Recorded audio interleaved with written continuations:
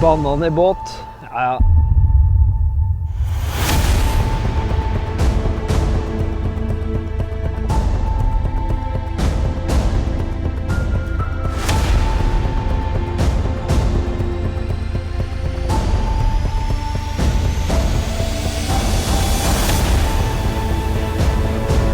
Yes! Herlig! Yes! Johoho! Haha! Der satt den, ja. Haha, tøft!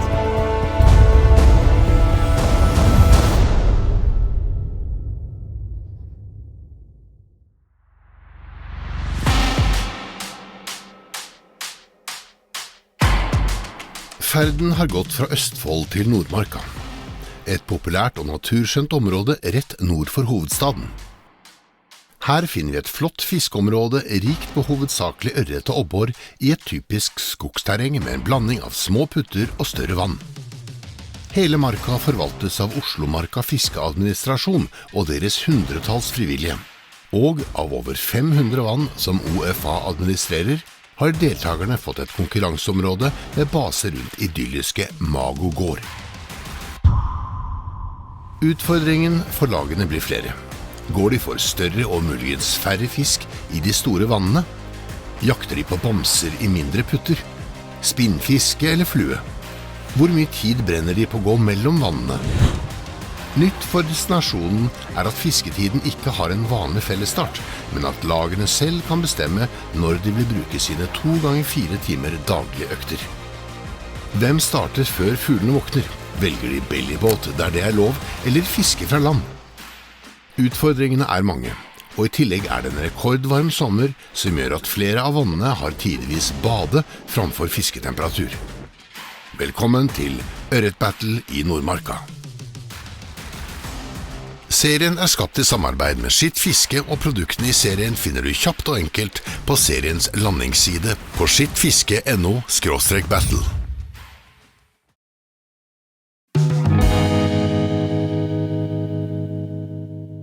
Vi er jo 5 minutter for sent ute, Marius, men... Vi skal ikke ha noen bananer med oss på tur, skal vi det? Nei, jeg skal ikke. Men det er jo andre som... Oddvar pratet på i går for at den var litt fysen, kanskje vi skal... Kanskje bananer i bellybåten. Jeg tror det blir ikke kanskje. fisk også. Nei. Skal vi legge den så han ser den etter hvert, eller skal vi lage den som ikke ser? Nei, vi legger den så han finner den litt ut da skjønner den. Begynner å lete febrilsk gjennom flyeboksen sin for at den ikke har fått noe fisk, slik midt på dagen. Da. Ja, når den har stått opp da. Ja, når den har stått opp, da er vi også stein om morgenen også. Det er bananlomme, da. Bananlomme. Og hvis den ikke finner den nå, så finner den neste gang skal vi fiske flue. Ja. Det blir bra, det da. Den er helt sikkert brun før den klarer å stå opp da. Ingen kommer ikke til å skjønne noen ting, vet, for det kommer til å klekke som faen rundt Oddvar. Ja. Det er jo bare bananfluer, og han har ingen imitasjoner til det.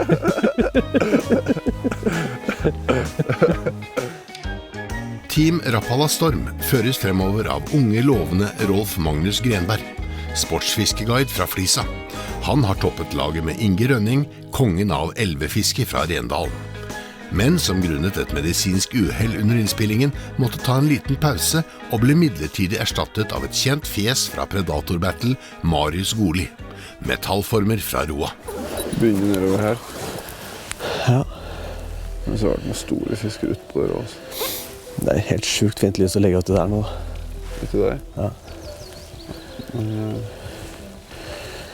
Vi driver jo litt den veien. Du fisker oss litt mot sola. Men jeg vil begynne her. Ja. I tilfelle noen andre som begynner å fiske, og så plutselig driver vi og roter borti der også.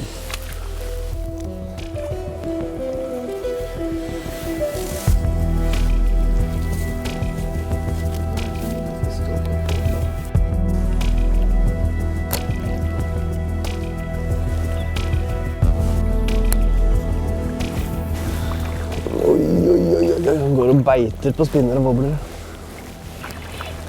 Det som er så demotiverende med dette her, det er at vi ser fisk, men hvis vi ikke da får dem til å bite. Ja. Ja, men da er det ikke fisk da. Nei, da er det noe annet. Da er det bever eller noe. Det er beversverming. Strategien i dag var vel egentlig også å prøve å prøve å finne alt som ikke fungerer, sånn at dere ikke har så tungt å bære når dere skal begynne å gå resten av dagen. Ja. Det har vi jo finne ut av.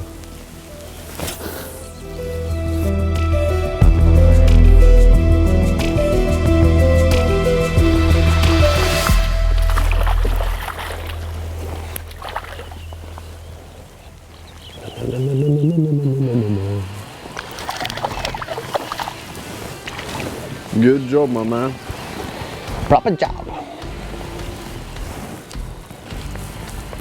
Tok på. Skeptic countdown. Den er hele 28. Ja.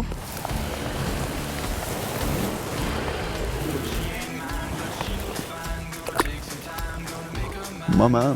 Yes. Skal vi ta et par til da? Ta et par til da. 4. Skal jeg gå inn og ta naboer inn i gresset? Ja, ta den ombord du. For det teller det. I dag det teller da. Det er nå vi skal knuse til. Så er jo planen også å begynne kanskje med Haspel da, siden det funket best i går når det var lite vak. Nå er det helt stille og blankt. Og så kommer det litt ris og litt vak, så er det jo, i hvert fall for min del, altså kjøre flue, og så For min del så er taktikken uansett vind, så dunke mest mulig. Så dunker jeg metall ut. Ja. Nei, men det er en god plan. Men det funket bra i går, ja. Og det tror jeg har funket bra i dag, og så tror jeg det er greit at vi kan kjøre litt begge deler. Ja, så har vi 2 bein å stå på et vis. Ja. Team Abu Garcia ledes av kaptein Asgeir Alvestad, artsfisker fra Lillesand og distriktssjef hos Pure Fishing. Med på laget under Ørret Battle er Bjørn Flore Larsen, over snittet artsinteressert fiskebiolog fra Trondheim. Jeg har valgt å dra hit for vel første gang begge to her i dette vannet. Det er første gang jeg er i denne her Nordmarka sånn generelt. Men på prøvefiske i går så padlet vi litt rundt på hele vannet og prøvde litt forskjellig. Og da fikk jeg 2 fine langs den kanten her, og så du en del strukturer eller trær og sånn som hang litt ut og ga skjul for fisken og potensielt bytter som kan falle ned. Så vi skal prøve oss langs her først. Jeg føler meg litt naken her nå uten den der dunsten av fjordskam eller makrell. Og solide kroker og 300 meter under sjølen. Her sitter jeg i en liten badering og 2,5 meter dypt, og folk snakker om vulgata. 7-tida skal vi si at vi skal bare trø til, og så Fisker vi frem til 11-10. Ja, Ja. 7, 8, 9, 10, 11-10, ja. Så satser på å bør ha et par ørreter i banken, holdt på å si.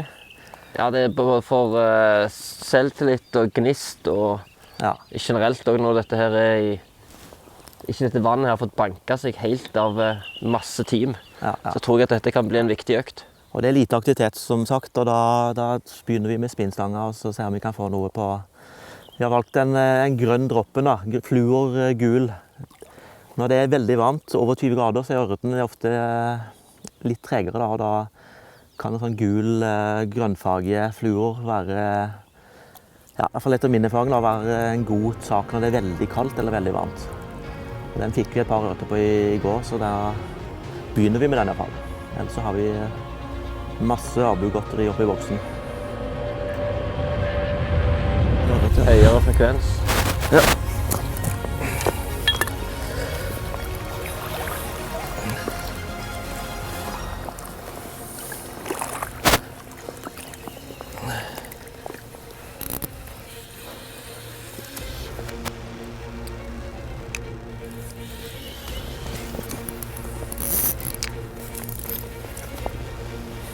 Det er litt størrelse. Ja da. Yes. Herligt. Artig. Er det 40 cm fisk, eller? Ja, skal vi se. Den er 40 akkurat. 40 akkurat. Ja. 7,25.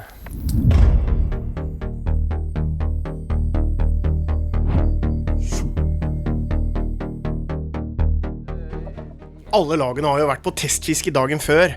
Og av 4 lag så Westin det eneste laget som under konkurransedagen økt 1 faktisk velger å forlate Nordvannet til fordel for et annet vann.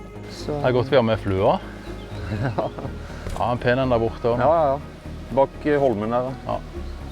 Nei, skal vi finne noen fluer? Og Vann rett, den var ikke så gal. gjøre oss klar. Ja. Godstanger, ja, flott. Ja, det er jo tjukt av fisk. Ja, Noen små innimellom. ikke alle som er like store, nei. Team Westin, som ledes av den glade sørlandskapteinen Johan Friberg, kjøpmann og saltvannsentusiast, som har invitert med teamkollega Kjetil Flakke, prosesstekniker fra Arendal. Det er litt myglarver og sånt som henger rundt. Litt myglarver. Ja. Daphnier, men de er jo jævlig små. Der var den jævelen igjen. Ja, ta den da.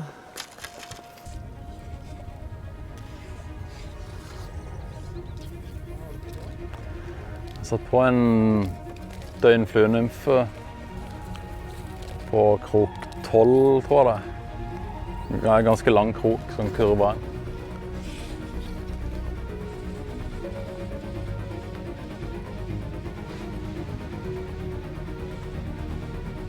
Å, der var han.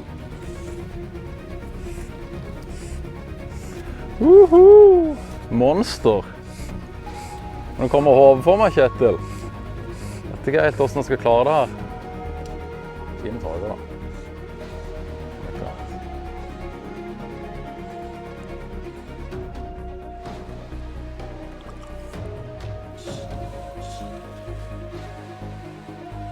Det var en her i stad som var ganske pen, altså. Sånn 600-700 i hvert fall. Men det var jækla sprøtt. Det var jo helt vilt her i stund. Hoppet hele tida. Så fort jeg kom bort og la et kast. Om vi gamle på at det tar seg opp med vak eller så, må vi bare løpe tilbake og hente sluk. Eller gå til neste vann. Ja, løp tilbake kan du bare glemme, for da brenner du jo en time. Ja. Men vi går over der, mot neste vann.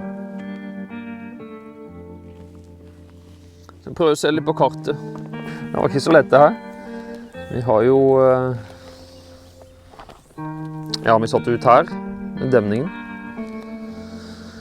Så nå har vi jo surret litt rundt her. Det vaket jo veldig mye til å begynne med, men så stoppet det jo helt opp. Det var all vinden som tok oss det. Så nå er planen litt å prøve å komme oss litt i le oppå i elvannet her, og så kanskje over til langvann etterpå da. Så... Men vi bommer nok kraftig i dag med å ikke ta med sluk da. Det tror jeg var et ikke fullt så lurt valg altså.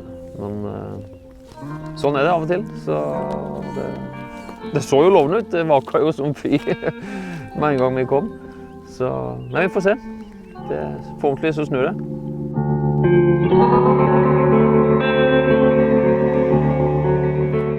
Nå har jeg fisket mye searchbait nå på morgenen. Storm 360 GT searchbait.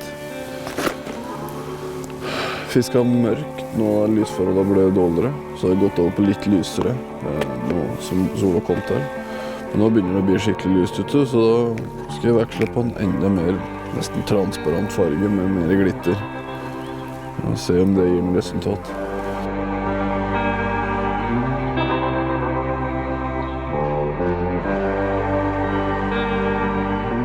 Akkurat nå så har det gått ganske tregt, veldig tregt, egentlig sykt tregt. En ting er at vi ikke får fisk, det er ikke så veldig, men det skjer lite i overflaten, det er ikke noe særlig med napp. Det er tilnærmet null. Vi har skiftet litt forskjellige typer av sluker og spinnere, og forsøker både litt dypere og fiske også, at vi får kastet lenger for å fiske mer areale per kast.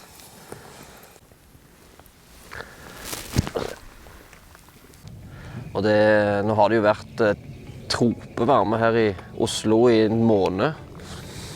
Så det er jo klart at når det er så varmt både i pisselunka i vannet, sikkert godt par og 20 grader kanskje. Når det er så varmt, så kan du fort få et veldig tregt fiske også. Ja, der har 8 der, ja. Ja. Jass. Det var babujass. Ja.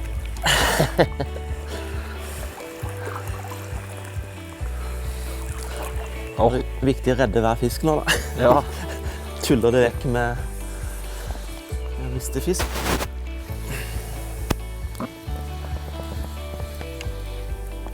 Det så ut som en Tisentfisk, det her. decentfisk, ja. Ja.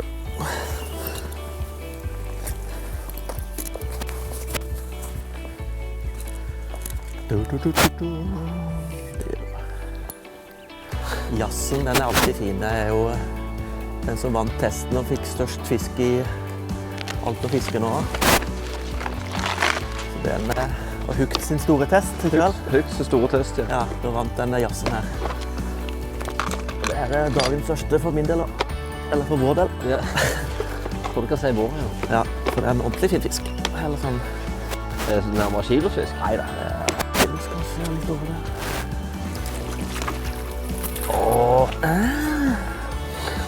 Jeg har en liten high five for den. 40 cm akkurat. Jeg har målbånd her, da, så jeg kan bare legge den oppå her. Så det var akkurat støpt i samme formen som forrige fisken.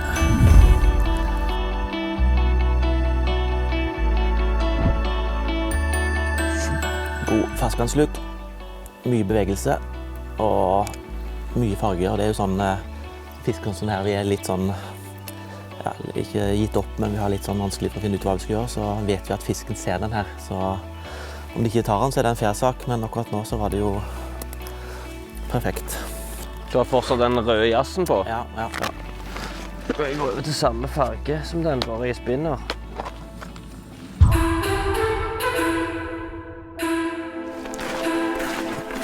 Ja, første dagen da, Kim. Ja. Sånn er kjenslene. Ja, faen, jeg er klar, jeg. Ja, jeg også. Men det er klart, det er jo ikke her, det er jo ikke nå vi legger inn aksja. Det her er jo bingofiske, det vi gjør nå. Ja. Kanskje vi får noe fisk. Men det er jo kveld vi skal rocke. Det er jo kvelden som gjelder for oss. Vi er jo typiske kveldsmennesker, er vi ikke det? Jeg er ikke noe A-menneske i hvert fall. Det er helt sikkert. Så klart, men De gutta der har jo vært ute siden... Oi, der ligger 2 lag inni der. Det er 4 beller. Smødd. Ja. Det eneste stedet vi har sett nesten ikke noe vaking, det er inni der. Det er bra. Hos Team Villmarksbutikken styres skuta av gjeddeminister Oddvar Henriksen fra Jessheim. Som ekspert innen tørrfluefiske har han tatt med seg butikkollega og selger Kim Skjerve fra Skarnes. Hva skal du begynne med? Tørt? Nei, jeg begynner vel med tørt, Kim. Ligge og spotte litt og sjekke litt hva som kan hva kan være fornuftig å putte på. Hva kjører du av? Jeg tror jeg går midt i renna der, hvor det er som djupest, og så kjører jeg 3 nymfer. 3 nymfer, ja. Ja, det høres bra ut. Prøve å skremme litt fisk med litt plask i. Ja, og så har jeg jo haspelstanga i backup å si her, hvis det skulle bli for stille. Jeg kjenner jo meg ikke, men jeg klarer ikke å sitte her veldig lenge og vente. Nei, ikke det. Så da tror jeg vi er bra dekka, ja. Så får vi bare genne på. Vi får opp litt fart her nå.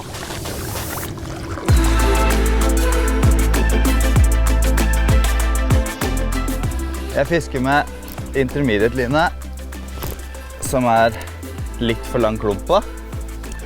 Sånn at jeg får ikke så mye hjelp av den lina egentlig, til å kaste 3 nymfer som jeg nå sitter og jukker med, ned mot der det er litt djupt da. Så jeg bare sitter og venter på at det synker, og så drar vi det ned og opp.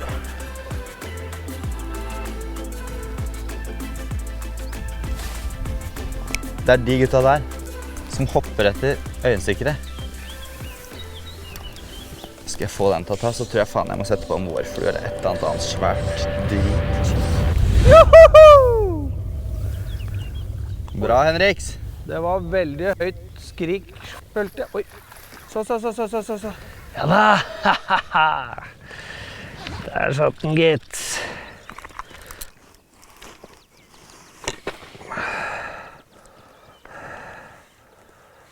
Ja da. Kult. Skal vi ta oss og veie den? Hva er veien, så jeg måler den. 39.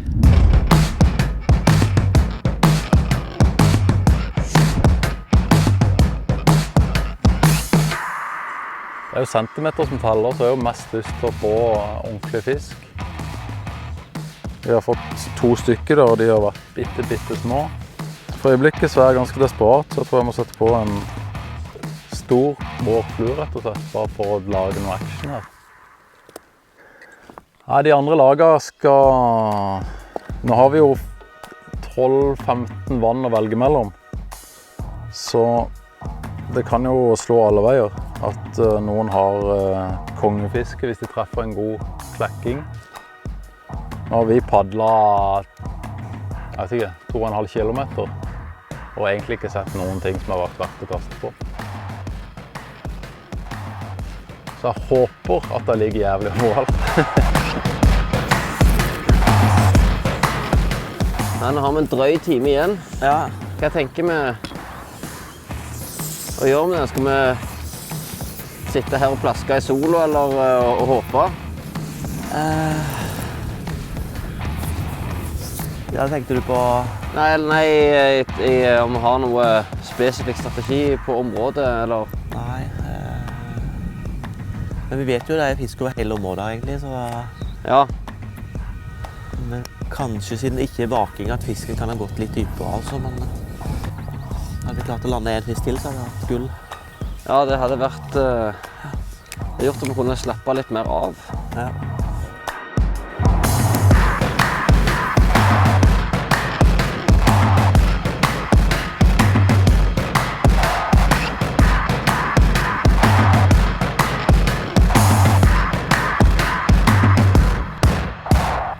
Første 4 timer unnagjort. Nei, det var trøkt i dag. Det ble en litt spesiell dag. Ja, det gjorde det. Jeg skulle jo ikke vært her. Nei. Vi hadde en kar som måtte på sykehus i går. Det var Inge som ble dårlig. Så midt under testfisking egentlig i går, så måtte vi kjøre ned på legevakta, og de sendte den rett på sykehuset. Så stilte Marius opp da. Snill som han er. Ja. Ble med på første økta i dag da. Ja. Inge er på vei hit nå. Han er i format, så han blir med på resten. Så der kommer det skikkelig ørretfisker senere. Hvis en sammenligner dette med den timen vi fikk i går kveld, så tror du det er større muligheter til kvelds? Ja, vi hadde forholdsvis bra testfisk i går kveld. Ja, vi hadde det. Vi har skikkelig trua til kvelds nå. Ja.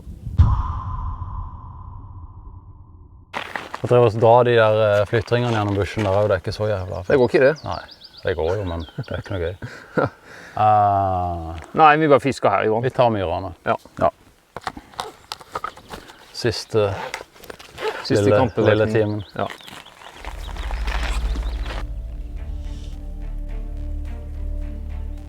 Oi! Nei! Jeg følger ikke med. Er det kongen av tilslag? Nei, jeg tror jeg var litt sein. Ok. Yes. Følte jo ikke med, vet du.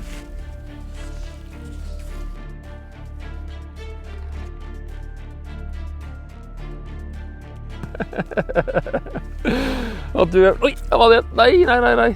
Steike. Det var ikke store tassene. Åh. Men det var noe vanvittig småfisk. Ørret. Det har sugd ganske kraftig, for å være helt ærlig. Vi har... På morgenen så var det litt liv, men så gikk det kanskje 5 minutter etter vi kom på vannet, så døde det hele ut. Og så har det vært ganske dødt hele dagen egentlig. Vi har sett et og annet vak, men det er kanskje 2-3 vak på samme fisk, og så dør det ut, så blir det ikke mer. veldig vanskelig å finne en fisk og pointe seg inn på. Nå har vi 4 timer til rådighet som vi kan bare padle, og så skal vi fiske etterpå da. Det blir bra.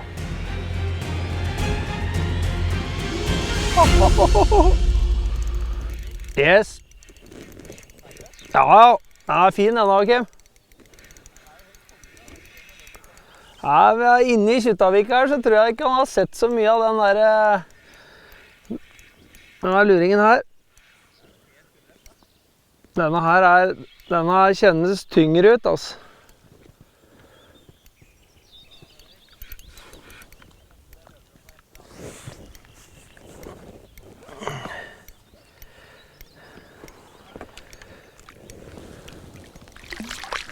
Ja da! Juhu!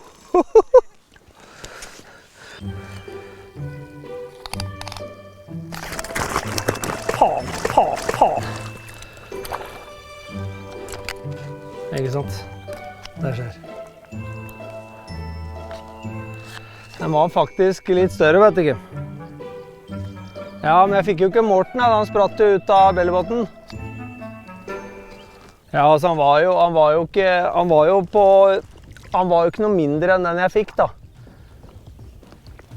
Så måler vi til det samme. Men nå må vi begynne å skrive her. Ja, Kim, hva tenker du nå i forhold til de andre laga? At vi ligger veldig godt an. Hæ? At vi ligger veldig godt an. Jeg tror de andre laga har fått fisk, for de fisker med wobbler de også. Ja. Men det er klart at det her er jo bonusfisker for oss. Ja, absolutt. 2 tette og ei badehette. Tida det, ja. Kim, jeg lurer på om ikke du skal ta og jogge opp etter haspelstanga, altså, for det er så mye fisketid igjen at du må liksom ta 2 kast innerst inn i bassenget her, så var det 2 fisk, liksom. Ja. Jeg får kanskje gjøre det, faktisk. Det skjer jo ingenting på overflata, så det er jo... Nei, det er jo liksom... Bare dumt å bare sitte her og vase og ikke gjøre noe fornuftig. Ja, ikke sant? Vi er jo et team. Ja, vi er jo for så vidt det. Det er 2-0 da. 2-0! Men det er jo i fotball som i ørretfiske en livsfarlig ledelse. Ja, det er det, altså. Fort gjort å bli for nonchalant og gå på en smell. Her stanga står jo rett opp etter husveggen. Ja, jeg så den. Det var bra vi ikke gikk den lengste. Har du flere av samme wobbleren da? Nei, men jeg har en som er veldig lik. For det her, selv om jeg har gått og hentet den haspelstanga liksom, det er ikke... Jeg føler meg ikke farlig. Ja, den mister jeg aldri. Jeg sitter i dobbelt oppsett. Og vi kjører teamwork her, Kim, får du hoven for meg. Blank og fin og rett. Yes! Fast stanga, Kim. Holy shit. Gikk bra. Gikk fint. Hadde jeg hatt en pils til, så skulle du fått det. Yes, sir! Ja!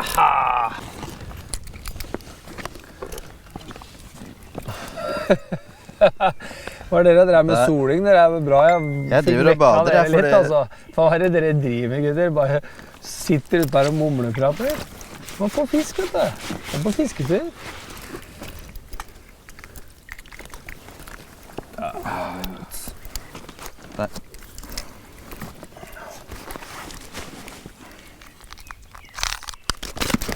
Skjønner du? Smart det der, altså. Ja, det er veldig smart. Fy faen, du er med da. Ja. På ballen i dag, du, Henriks. Jeg har vært ute på fisketur. En gang til. Hold den der en gang til. Bellybåt med den der... Fy faen, den ligger jo som en ku også, da. Ja, du må strekke båndene ordentlig.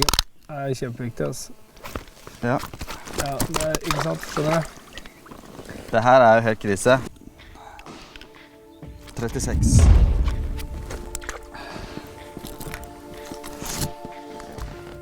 Yes! Det er 3-0 da, Henriksen Skjerve. På den interne. 3-0 er en mer sikre ledelse enn 2-0. Ja. Men vi har fluefisk i kveld. Og det... Dette her er litt sånn som strategien på gjedde abbor, altså. Det er liksom vi finner oss... Vi får noe vann for oss selv. Eller en del av et vann for oss selv. Det er helt innenfor. Det er ypperlig. Men... Jeg skulle hatt en sånn mate, vet du. Alle... Du skulle hatt en egen mate. Jeg kan være mate, jeg resten av de 40 minutter her, faktisk. Du tok jo bare av målinga, Kim, og så... Jeg tar måling og håping, ja.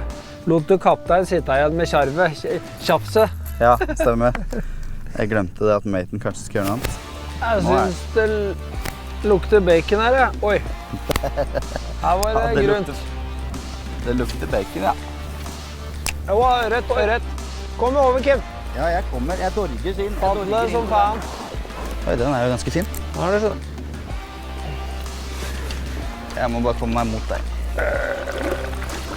Ja, den er fin. Den er fin. Dette er jo en fin fisk. Og den er jo lekker i utseende også. Nydelig. Det er den fineste i dag. Yes, altså! Jabba. Hva skjer? Fire jævler på deg, altså. Fy faen, Henriksen. Unnskyld banninga, men sånn er det noen ganger med fisking, ja. Det er jo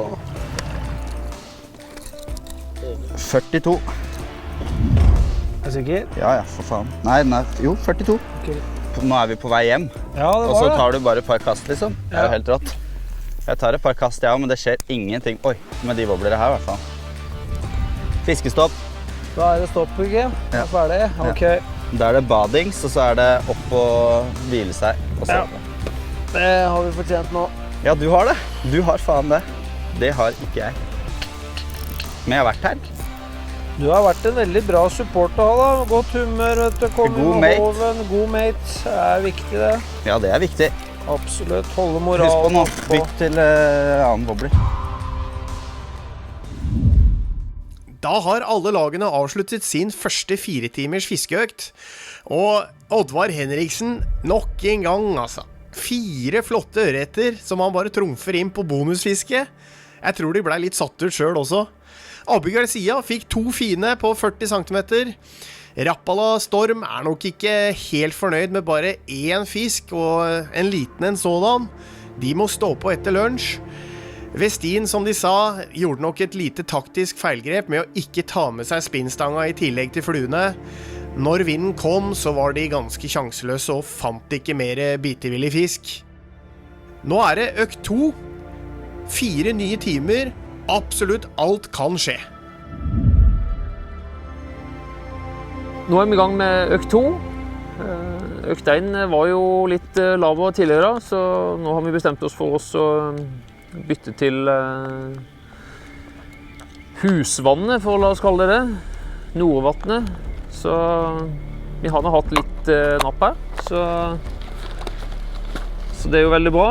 Nå har vi byttet litt taktikk. Før i dag så fisket vi jo bare flue. Det så ut til å kunne være strålende fint til å begynne med, da, for at det vaket masse. Men så stoppet det helt opp. Så nå har vi gått over til sluk, da. Og vi har jo hatt napp. Jeg mistet en liten ørret her med en gang. Johan har hatt 2 gode hugg. Så får vi se, da. Men vi står ikke helt i kø nå heller, da. Det gjør det ikke, så men vi får se hva kvelden bringer. Nå er vi endelig klar for andre økt, første dag. Rønningen på plass, og vi er stoka og gleder oss som bare det. Vi hadde jo en litt treg morgensøkt. Klarte å lande en fisk, og vi hadde noe kontakt, men det var vel kanskje ikke helt det vi hadde håpet.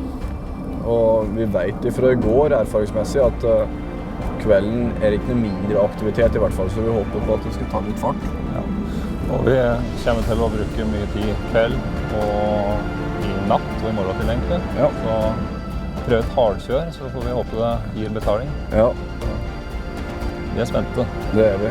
Og håpet er vel egentlig at vi skal få noe fisk som går inn og jager ørekylte inn på grunnere vann utover i mørkninga. Det var det i hvert fall i går, eller om de jaget ørekylte, men de var i hvert fall inne i de områdene. Og de spiste fiskeimitasjoner. Da er det mulighet for å dra på noen større fisk også. Ja. Det er det vi håper. Ja. Det er det vi må satse på, egentlig. Det er det. Ja, Bjørn, nå runde 2.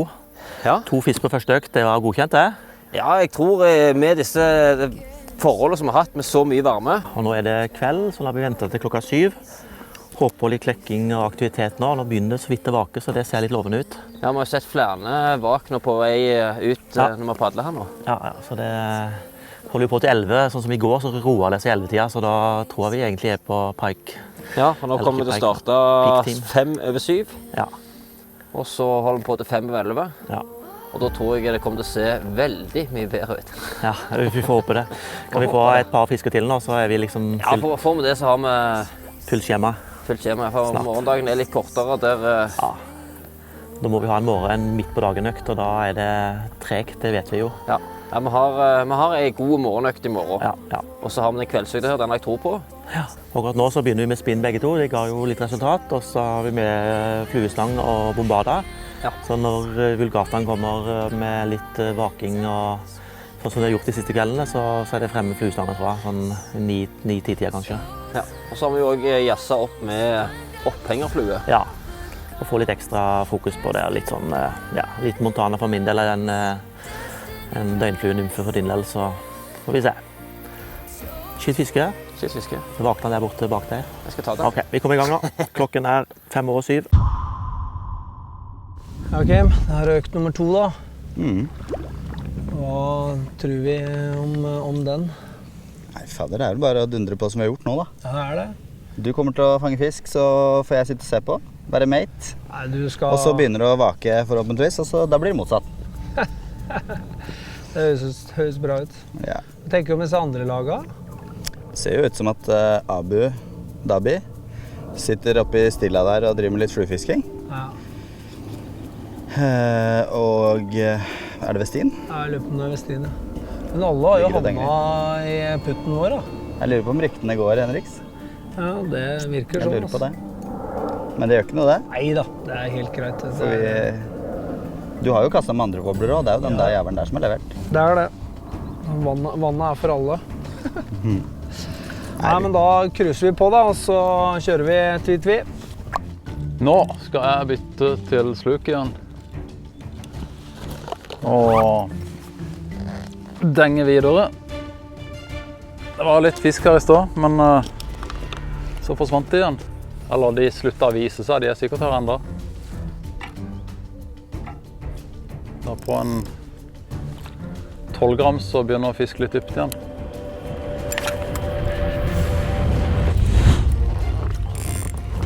Jævlig bra. Åh, det var deilig. Jeg håper virkelig at dette går vei.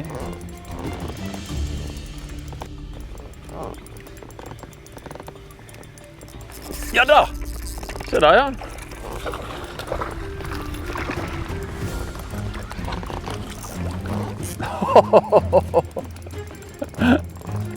Hva faen skjer?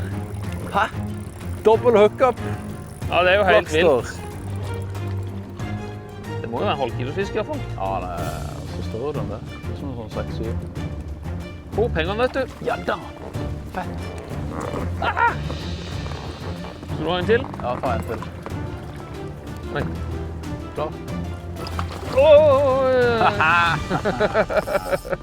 Det er faen meg Team Westin det. Hæ? Oi. Det må jeg si. Fett. Men også der, akkurat det området, plutselig så var voff, Okay. begynte de å vake som faen. Men jeg hadde jaggu ikke tatt med en 2 sveiv som vann, altså. Det er kult.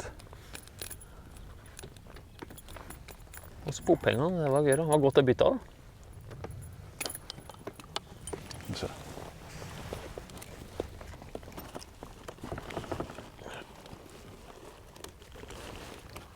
«36,5.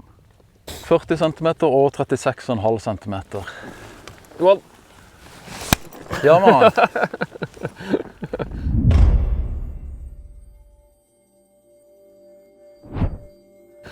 Det var litt godt å endelig få få 2 på en gang, hæ? Få 2 på Og en jeg gang. faen meg kastet vettet av oss i 2 jævla dager. Hva er det og så- sitter fast i nå?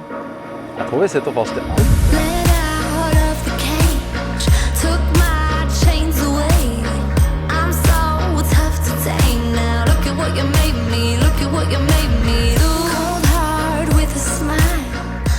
Nå er vi endelig andre økts første fisk i dag. På første dagen. En kjempeflott fisk. Tok inne på grunnkanten her. På 47 centimeter. En skikkelig jager. Jeg tok på en Rapala Countdown gull-svart, akkurat som den i dag tidlig. Det så flotte fisker, altså. Jeg får friheten tilbake. Pigg og fin. Nå vi på der, altså. Nå skal vi opp til Inge, og så skal vi prøve å se om vi kan lure en par til. Dette trengte vi. Rett før det dundrer på med noe større vulgata uti her, det jeg helt sikker på. Forholdet ligger i hvert fall til rette. Så da det jo bare å sitte her og duppe og vente litt da. Til at det begynner å skje litt. Det har begynt å vake litt, så det en og annen vulgata som kommer ut på. Men de gutta der fikk en på 47 akkurat nå. Landet vulgata rett ved siden av min vulgata. Oi! Og der prøvde en fisk å ta den. Ser du det? Den prøvde å ta den vulgataen der. Og det fikk den til. Og så sank min vulgata. Kødder du med meg? Hopp, hopp, hopp, hopp.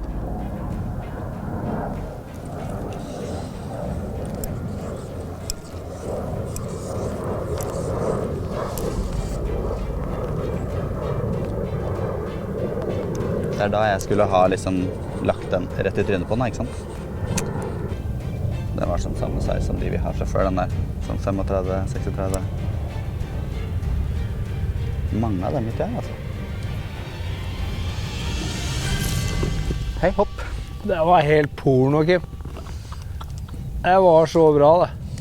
Det helt fantastisk tøft å se på.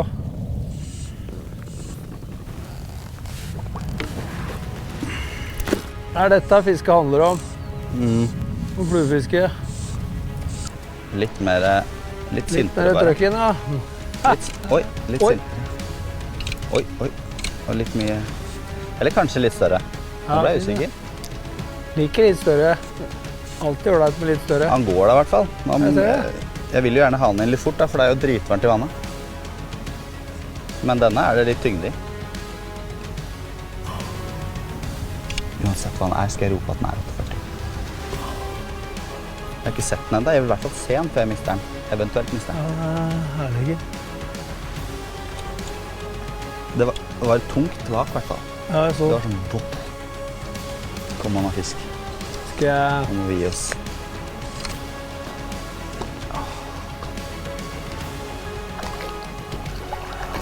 Nei. Yes! Litt. 48 den. Minst.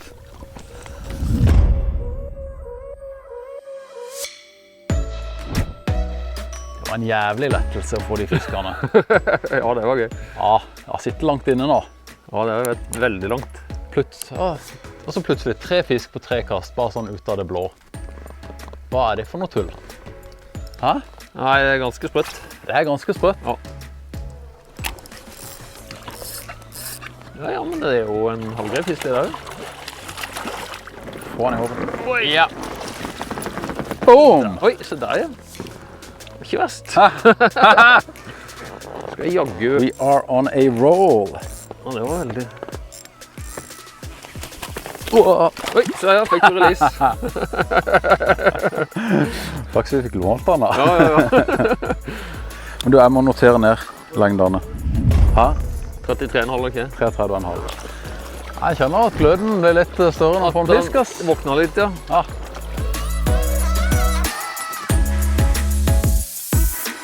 Nå er jeg på et søkke, så jeg skal kaste flue. Ok, ja. Bare for å komme ned litt. Ja. Og så her med propell. Propell, ja. Nå snakker vi. Reodor-felgen. Ja. Ja. Du har jo fått på... Propell? Du har jo fått på 2, fikk du i hvert fall, og du har 2 napp. Ja, 4 napp på spinner. 4 på spinneren, ja. Fuck.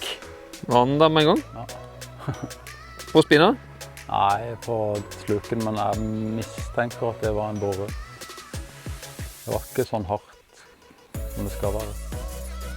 Det er viktig med fisk med haspel at den holder stangen korrekt og gjør sånn som dette. Sånn at det er ordentlig voblete og vinglete. Da blir fisken ekstra excited, skjønner du.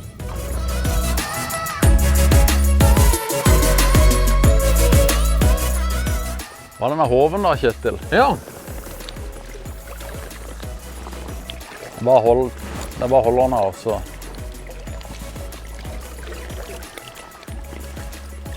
Han funker den der oransje spinneren. Ja, ok. Eller svart-oransje. Ja. Snakker vi 40? Nei. Tror ikke det.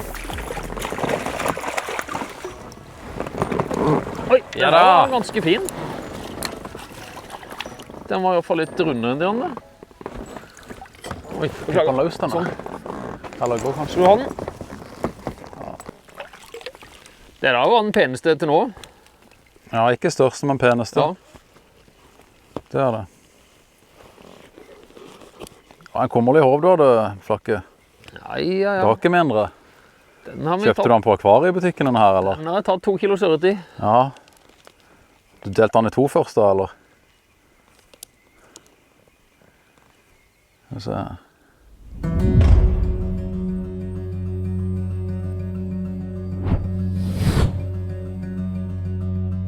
Eller for hele Team Abu så er vi saltvannsfiskere. Så når vi er oppi her og fisker ørret og gjedde og abbor, så er vi jo litt på bortebane sånn sett. Men så vi håper jo at vi skal kunne hevde oss aller best i siste konkurransen, men det er jo vist seg det både i første konkurransen og også nå at de som ofte kan være forhåndsfavoritter, de kan ofte slite litt. Det er jo mest press på seg også, da. Så fiske er fiske, og alle de fiskerne som er her er veldig, veldig dyktige. Og har forberedt seg veldig godt, da. Så det er så små marginer at det kan rett og slett være det å være på rett sted akkurat når det skjer, da. Så litt bingo er det, men det gjelder egentlig bare å stå på og så håpe at den treffer det, da. Jeg tror alle lag kan vinne hva som helst der, egentlig. Og de fleste team de håndplukker jo da fiskere som er gode på det fisket de skal på, da. Jeg har nå valgt å ta med de her gale artsfiskerne, da. De er gode til alt. De kan litt av alt.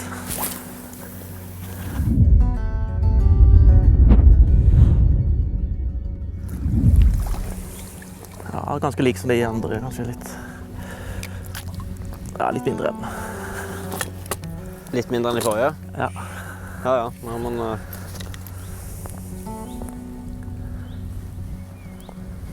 Den er frisk i hvert fall. Yes! I boks. Herlig. Ja. Det er deilig å få den nå. Hæ? Deilig å få den nå. Var på vei litt ned i... Ikke syken, men det var litt sånn... Det skjer ingenting. Endelig. Hva var den tok på? Det var en gul... fluorgul droppen igjen. Ja. Det er den som har vært ganske bra.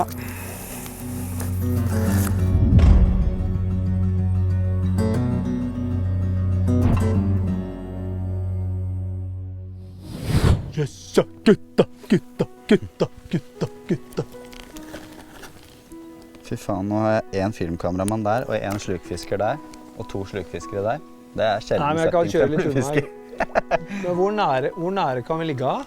Nei, altså nå kommer jo dem nærmere og nærmere oss. Fordi at vi fikk fisk, selvfølgelig. Jeg skjønner jo det. Det er fristende, det. Men hva er regelen på sånn bellybåt-avstand da?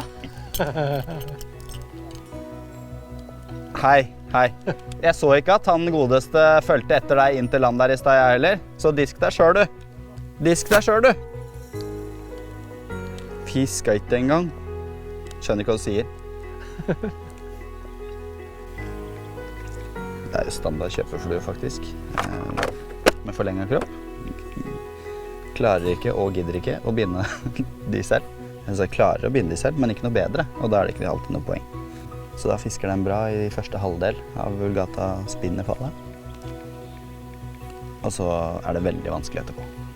Selv om du setter på en vulgata spinner, så er det kjempevanskelig. Fordi at de dør og legger seg, de De legger seg ikke alltid flatt, sånn som mindre døgnfluer. De legger seg på, vingen er så høy, så de bikker på siden og ligger i fosterstilling, jeg vet ikke. Det ser veldig rart ut. Vanskelig å imitere da. Dette er moro, altså. Fy faen av moro. Send Excel. Jeg vet ikke. Kom an da. Kom til far.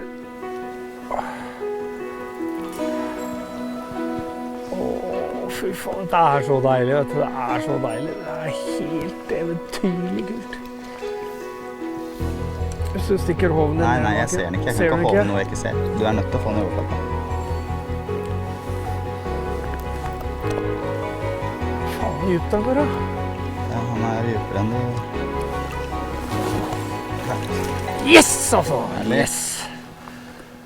Nydelig mål. Pass nå, Kim. Pass nå. Ja, jeg er med.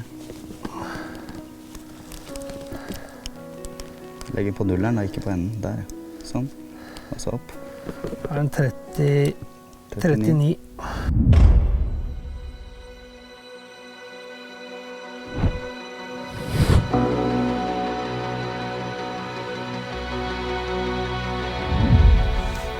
Den tok med en gang av dama. Mye bedre i kroka, men han kan sitte litt langt ut. Ja da, nå snakker vi. Nå snakker vi. Disse fiskene er litt større. Ante meg altså, at de gutta som går her ute er litt større enn de der.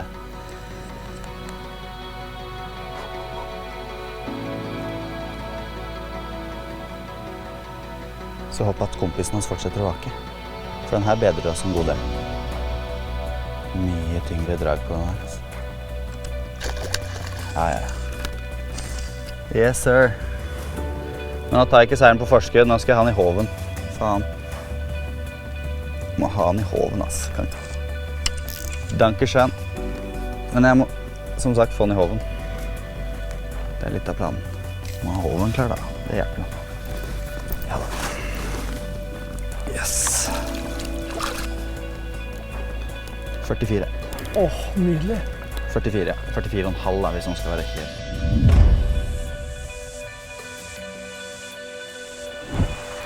Yes! Jævlig bra, Kim. Bra, altså. Hvor det bare flere store rundt her? Ja, det var en til her, men nå blåser vi bort.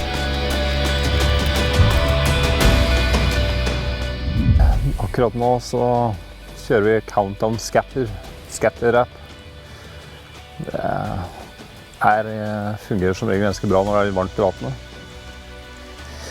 Ellers så har vi prøvd litt storm, searchbait. Det er jo noe det gjennes fisker litt saktere enn liksom scatter.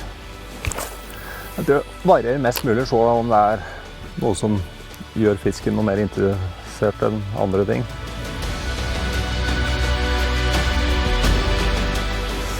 Da er vi drøye halvannen time inn i kveldsøkta på første dagen. Vi har fått en fisk. En skikkelig fin fisk. Den tror jeg kommer til å ha. Den kom greit med. Vi trengte den for å holde skjært litt oppe. Men vi trenger flere fisker. Det er tregt. Det er tregt. Ja. Blekk stille og ikke noe insekter og nesten ikke noe vak. Nei. Og 37 bellybåter utpå her. Det er ikke noe lettvint. Det er trangt. Vi har jo valgt å fiske da nærmeste sjøen. Grunnen til det er egentlig at jeg har et litt inntrykk til at det kanskje er en av de sjøene i området her med høyest fisketetthet. Og nå tidlig på konkurransen så er det liksom greit for å få fylle opp den lista med de 5 fiskene du skal ha. Selv om vi også fikk en fin en, så er det liksom det som er tanken. Og det, under testfiske så hadde vi også, var borte en bra fisk, så vi vet det er mulighet for å få bra fisk her også.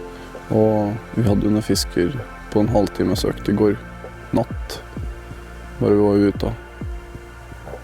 Så det er mulig. Det er mer her. Så, og det var senere enn det vi er på nå, så vi håper at det skal dra i gang litt utover kvelden. Ja. Nå har vi jo pepperet her ganske så mye, men det er ingen som har vært inn i den indre delen. Hvilken? Inn i hålet der? Nei, mot bekken. Nei, jeg vet ikke, det er så jævla grunt ut, synes jeg. Ja, det er jeg med på. Nei, nå rykker det her av.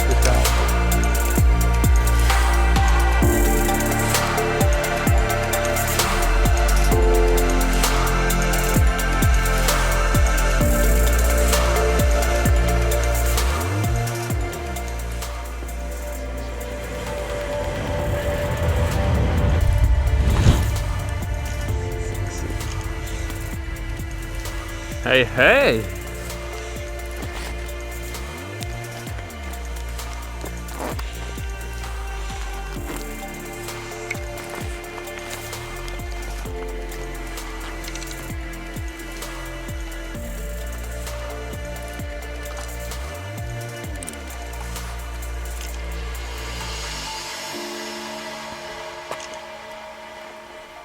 Han var i hvert fall lang.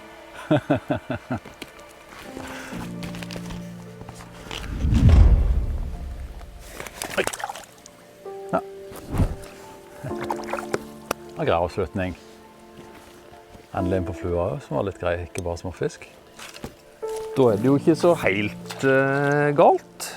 Det vet jo ikke hva de andre har fått da, men nå hadde vi Johan ifra 33. Ja, den første var 30 vel? Ja, og så bytter du den ut nå med den på 43. Ja. Ja, så fra 33 til 43. 5 stykker. Ja, ok det. Ja, innenfor. Ja, helt innenfor. Så i morgen da satser jeg på 53, vet du. Da blir det bra. Ja, vi må ha en stor en. Da blir det fint. Ja. Nå har det blitt merkbart mye mer irriterende dyr. Både i ørene mine og på vannspeilet. Og det er jo damstilt, så nå må vi håpe nå at i den siste timen at det kan slå positivt ut for Asgeir.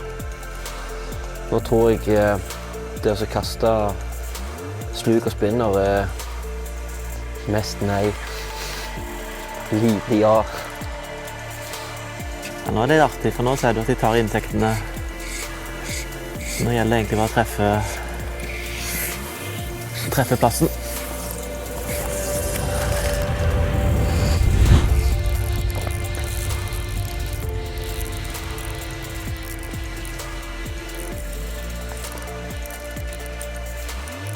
Ja, det er det.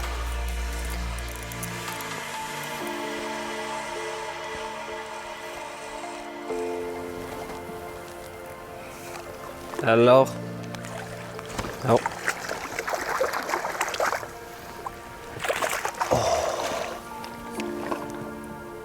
Jeg vil bare fortelle deg, det var deilig. Det er ørret, ja.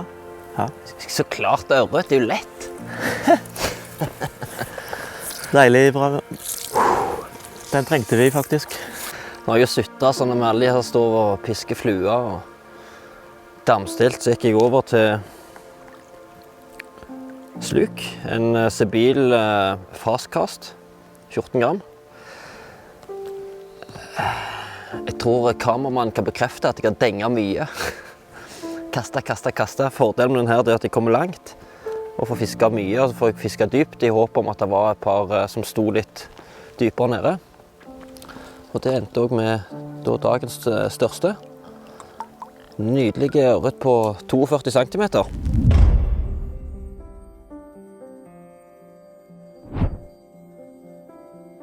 Tror det blir spennende. Nå blir det spennende, for da får vi jo vite hva de andre har også. Ja, jeg er spent på den ene som den så ganske bra ut, den ene, for de holdt på så lenge med den. Ja, men han sa jo det at det var mest kaos, men han var så litt der ute. Det hadde du også sagt hvis det var en konkurranse. Ja. Ja, vi får paddle inn. Ja. Ny dag og nye muligheter i morgen. Ja, vi må inn og ta et oppsummering, høre hva de andre har gjort, og så ta sånn en Team av på Garcia, Stautene, Munkholm. Ja, Munkholm. Ja, der er du jo, Kristian. Han var på andre siden av vannet da. 40. Vent da, skal vi se.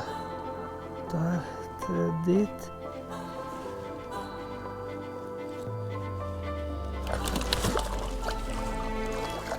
Opp! Mellom beina.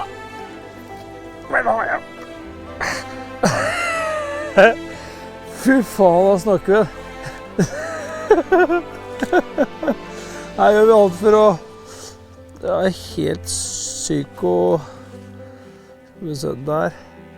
Den er faktisk 44.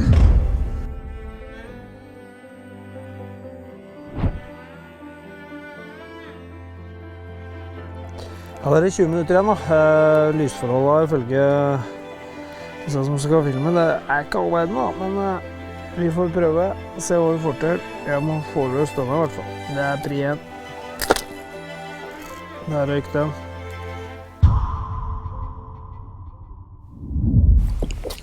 Jævlig bra.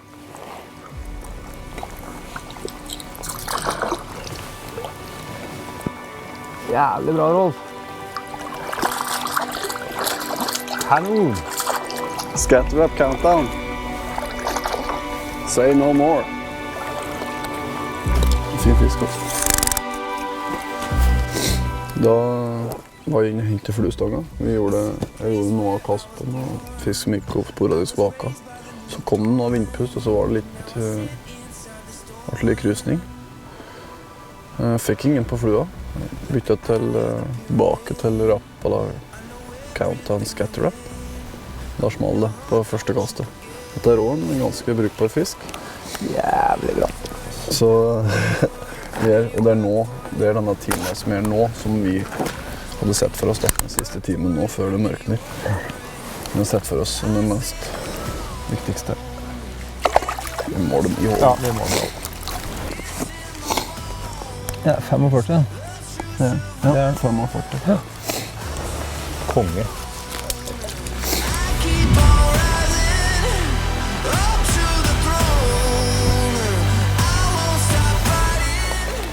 Jeg var borti fiskkastet før deg i år, Rolf. Ja. Så det er nå det kommer til å skje. Da er det bare gønne på videre.